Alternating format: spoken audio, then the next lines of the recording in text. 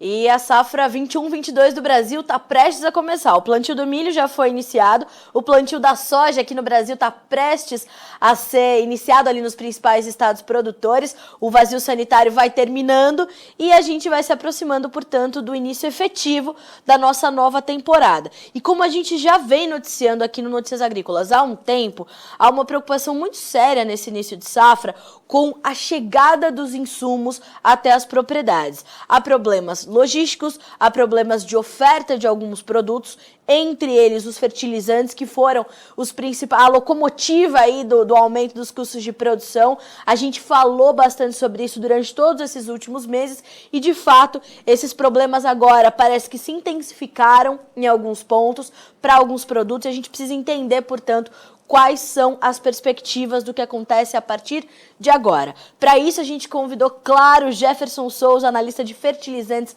da Agrinvest, para estar conosco e te explicar tudo o que está acontecendo e, claro, como é que tudo isso vai impactar sobre os preços. Não é isso, Jefferson? Bom dia, meu amigo, seja bem-vindo. Bom dia, Carla, bom dia a todos. Prazer falar com vocês de volta. O prazer é todo nosso. E Jefferson, de fato, né, me parece que a gente tem algum tipo de agravamento em alguns pontos das cadeias de distribuição dos insumos que já eram pontuados, mas que depois dos últimos acontecimentos acabaram se intensificando, não? Sem dúvida, sem dúvida. Nós tivemos alguns acontecimentos nessa semana, em semanas anteriores, que acabaram prejudicando um pouco mais o cenário, que já não era fácil, né? Então, a ureia, que vinha de uma queda de mais ou menos $30 de um mês para cá, nessa semana nós já começamos a ver uma correção, primeiro nos Estados Unidos, pelos estragos provocados pelo furacão Ida. E aqui no Brasil, talvez na semana que vem, o impacto vai chegar com mais força. Por enquanto, eu senti mais lá a pressão de alta nos preços, né? A tonelada que vinha, a tonelada curta, que vinha sendo negociada aí na faixa de $460, mais ou menos, teve um aumento de $30 para as entregas curtas. Ou seja, nós podemos ver sim uma pressão de alta aqui no Brasil. Em outras origens também foi sentida uma alta aí de mais ou menos $10-20 na semana. Aquela relação de troca que nós conversávamos lá, né, que tinha dado uma enfraquecida, ou seja, melhorando o poder de compra para o produtor, se vier essa alta, né, vai depender da intensidade, ela pode aumentar, ou seja, queda no poder de compra de volta para o produtor, pensando no milho safrinha 2022. Jefferson, isso é uma espécie de novo sinal para o produtor brasileiro? Ó, fique atento, a situação pode se agravar um pouco mais, ou já não dá mais tempo, o produtor perdeu ali um momento melhor para garantir essas relações de troca, para garantir essas compras, e agora novas oportunidades vão ter que ser aguardadas para que o produtor volte a fazer essas compras. Olha, nós temos que olhar o seguinte, né? Pela janela de compra, o produtor vai ter que tomar alguma decisão aí nos próximos meses para o milho safrinha 2022, aquele que não comprou ainda. Ou seja, nós vamos ter que ver um fundamento de baixa forte aí para derrubar as cotações dos nitrogenados, dos fosfatados e do cloreto. Eu não consigo enxergar um cenário tão otimista daqui até o final do ano para o fertilizante. Não só a nível de preço, mas a nível de disponibilidade de matéria-prima. Hoje nós temos dois pontos importantes. O primeiro deles é um aumento nos preços. Isso já é sentido de janeiro até agora. E o segundo ponto, o prazo de entrega e a disponibilidade da matéria-prima. Esse é o crucial no momento. Além da ureia, claro, a gente vem falando do cloreto e eu, particularmente, me preocupo bastante com o cloreto de potássio. Das matérias-primas é a que mais me preocupa agora nas entregas. Eu queria entender um pouco mais sobre a formação dos preços para esses dois grupos, mas eu queria entender também, Jefferson, quando você pontua, né, a disponibilidade e a entrega desses produtos. Já há um problema efetivo sendo registrado para o produtor brasileiro e isso se generaliza para todo o país?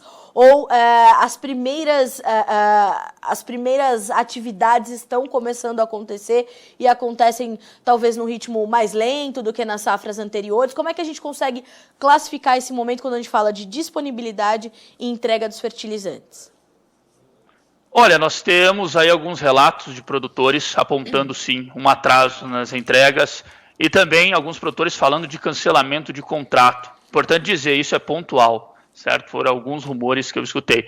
A grande parte, pelo que eu conversei até agora, já recebeu, já está com fertilizante em casa, o que tranquiliza um pouco a situação, né? Então nós temos que acompanhar. Ainda, claro, tem um rumor, é possível que tenha o atraso. Eu acredito que em algumas regiões acontecerá sim o atraso. Só que ainda está no radar. Não está também para generalizar e dizer que isso é uma regra. Está acontecendo e são atrasos pontuais. Então é importante a gente estar acompanhando de perto para ver se isso vai se intensificar e até mesmo prejudicar uma janela ideal de plantio para a soja. E aí, consequentemente, nós podemos ter o quê? Um impacto no milho safrinha 2022 também. Tomara que isso não aconteça, claro. Novamente, né, Jefferson? Porque levar problemas novamente para a segunda safra de milho vai ser um acúmulo aí sim, de fato, sem precedentes. A gente não tem um registro como esse depois das perdas que já foram tão agressivas na safrinha 21, né? Não, sem dúvida, sem dúvida. Seria um cenário realmente complicadíssimo. Espero que não aconteça. Como eu disse para você, a preocupação que eu tenho maior é com o cloreto de potássio. Todo mundo vem relatando já a indisponibilidade da matéria-prima para novos negócios. As empresas estão cautelosas em fazer novos negócios. Claro, nós temos muitas indefinições ainda, não só, por exemplo, com a Bielorrússia, mas também com a logística canadense, com uma série de outras coisas que pode sim implicar no quê? Na entrega do fertilizante. E, consequentemente, quando a empresa assume esse risco, fica um pouco mais complicado. Então, elas estão cautelosas agora, pelo que eu estou acompanhando. E Jefferson, quando a gente entende esses problemas, a gente tem problemas ali na Bielorrússia, em outras origens, era uma situação também que vinha sendo já noticiada, você nos alertou diversas vezes sobre isso por aqui. Esses problemas também se intensificaram ou ainda estão acontecendo, mas de forma estável? Como é que está essa situação, por exemplo, com a Bielorrússia, quando a gente fala especificamente do cloreto de potássio, e quais são os outros fatores que lhe causam essa preocupação agora? Olha, olhando a Bielorrússia, pensar até em tendência de preço, nós tivemos o mês de agosto com praticamente uma estabilidade no custo e frete, é importante dizer, no custo e frete no cloreto de potássio. Então os preços não mudaram muito. Agora, nessa semana, pelo que eu levantei de segunda-feira até ontem, nós tivemos aí de 10 a 15 dólares para o cloreto de aumento. Tá? Ou seja, o KCl ultrapassa a marca de 700 dólares a tonelada, custo de frete Brasil. Então esse é um ponto importantíssimo aí. Do lado da Bielorrússia, nós temos que acompanhar bastante como que vai ficar essa relação entre ela, a União Europeia e os Estados Unidos. Porque até o momento eles estão utilizando o porto da Lituânia. Se nós olharmos o mapa, geograficamente o principal porto para escoar as matérias-primas, o cloreto, obviamente, produzido na Bielorrússia, é o porto da Lituânia. A Lituânia faz parte da União Europeia. Ou seja, se tiver uma sanção mais forte na Lituânia, ou na União Europeia, melhor dizendo, e impossibilitando a utilização, aí, claro, nós entramos numa complicação logística complicadíssima para a Bielorrússia. Nós não podemos esquecer, os bielorrussos representam aí quase 18% da produção global de cloreto de potássio, né? Ou seja, é importantíssimo a representatividade do país. Seria, claro, mais um aumento de preço, mais uma pressão de alta para o cloreto e inúmeras incertezas no quê? Na oferta do fertilizante. Jefferson, a gente está falando de uma média, a gente consegue trazer essa média de preços nesse momento para o produtor brasileiro ou uma média que sirva de referência para o produtor entender que momento é esse do mercado de cloreto de potássio? Olha, vamos aí na faixa de 850, 900 dólares a tonelada em algumas praças do Mato Grosso, por exemplo. Eu escutei ontem, por exemplo, uma oferta a 900 dólares de cloreto. Altíssima, né? Altíssima. Altíssima. E se a gente for comparar com o mesmo período do ano passado, a gente tem uma distância muito grande. Muito grande. Nós temos aí quase 180% de aumento nesse ano. Tá certo.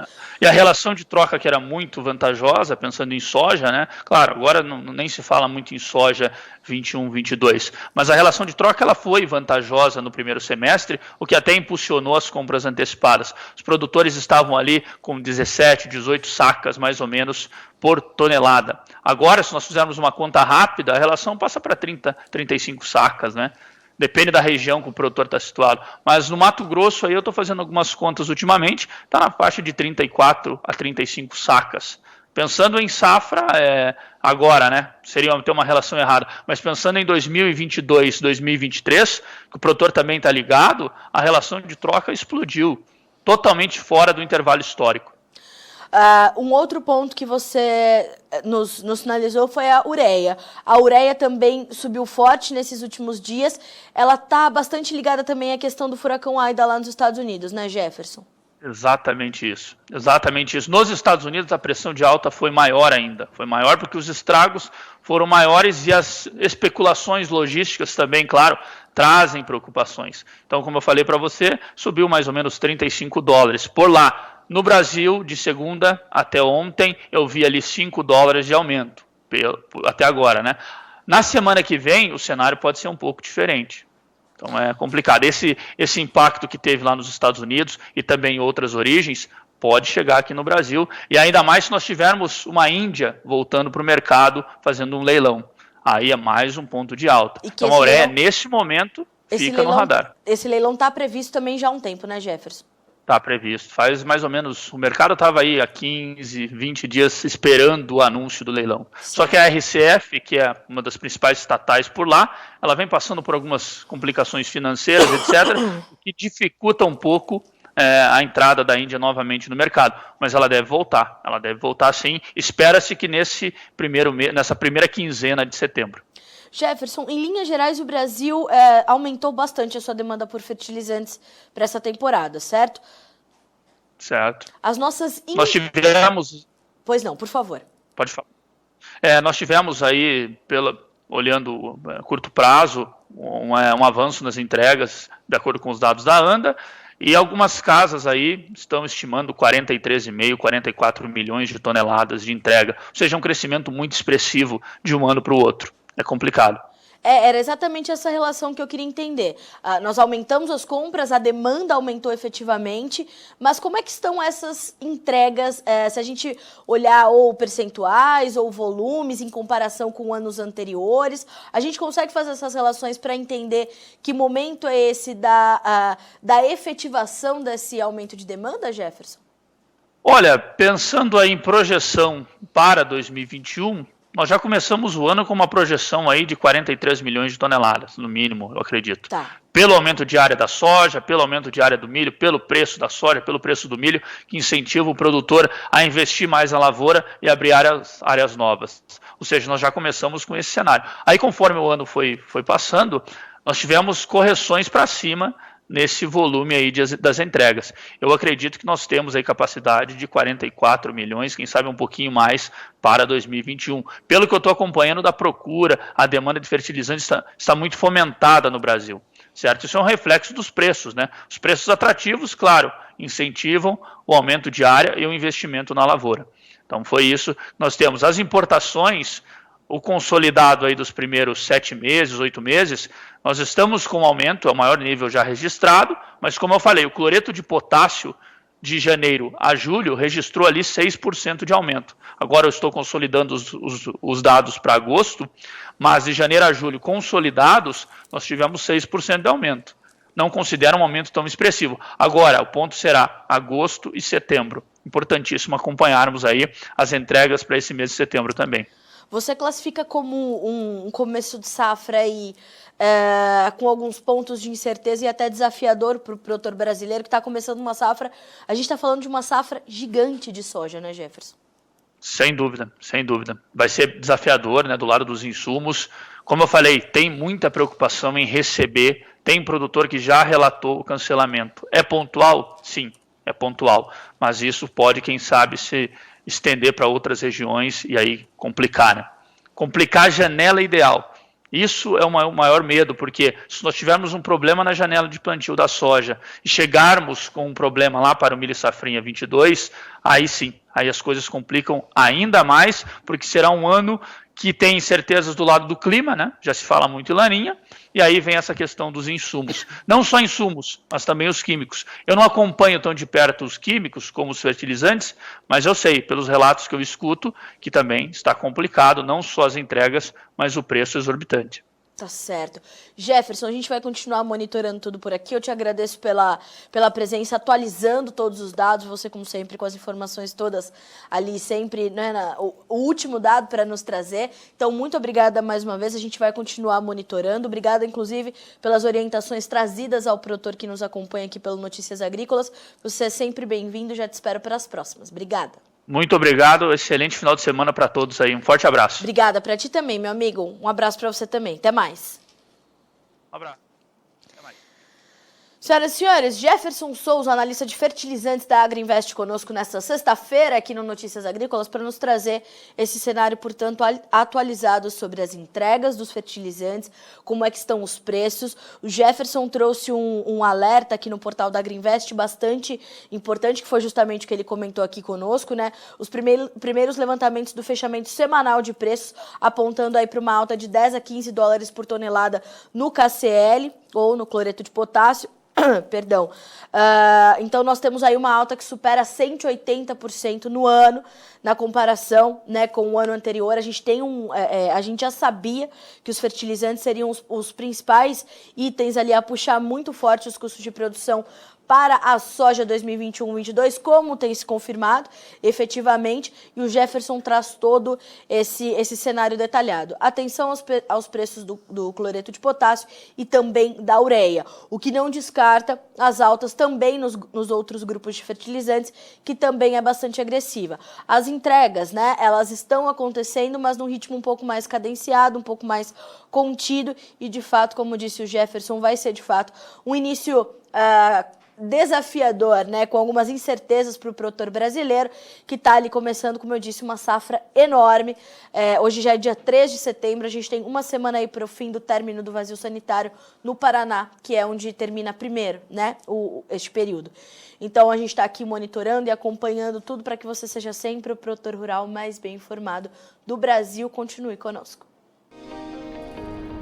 Se inscreva em nossas mídias sociais, no Facebook Notícias Agrícolas, no Instagram @Notícias Agrícolas e no nosso Twitter @Notiagre. E para não perder nenhum vídeo, não se esqueça de nos acompanhar no YouTube e na Twitch, Notícias Agrícolas Oficial.